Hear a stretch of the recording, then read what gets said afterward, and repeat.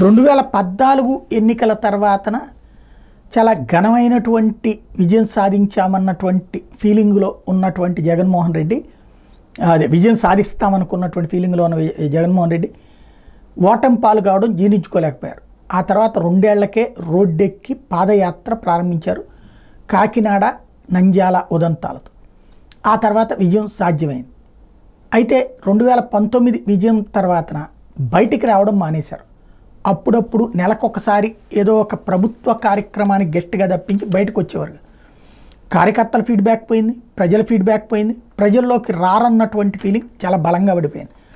దాన్ని సరి చేసుకోవడానికంటూ చివరిలో సిద్ధం సభలు అంటూ పెట్టినా అప్పటికి డ్యామేజ్ జరగాల్సిందంతా జరిగిపోయింది. 4 సంవత్సరాలు 9 నెలలు బయటికి రాకుండా చివరి 3 నెలలు బయటకు వస్తే ఏం జరుగుతుంది అన్నటువంటిది స్పష్టమైంది.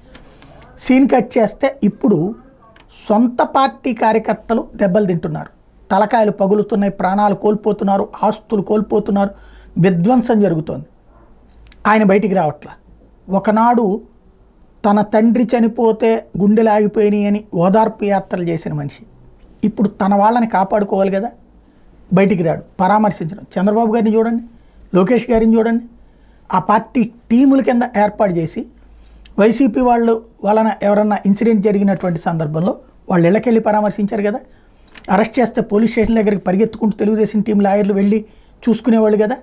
పోలీస్ స్టేషన్లో కేసు పెట్టేదాకా వదిలేవాళ్ళు కాదు కదా. పోలీస్ స్టేషన్లో ఒకవేళ కేసు తీసుకోకపోతే పత్రికల్లో రాసేవాళ్ళు కదా. ఆ తర్వాత తీసుకెళ్ళి కోర్టులో వేసేవాళ్ళు కదా.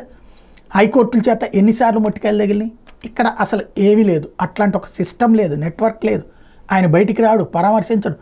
చనిపోయినటువంటి వాళ్ళు ఏది గుండాగి చనిపోయిందని ఆడపత్రికలో రాస్తున్నాడు, వాళ్ళని పరామర్శించడు.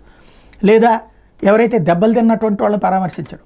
మరి ఇంకా ఎందుకు ఆయన నమ్ముకోవాలి అన్నటువంటిది కార్యకర్తలు ఆలోచించుకోవాల్సిన సందర్భమేమో.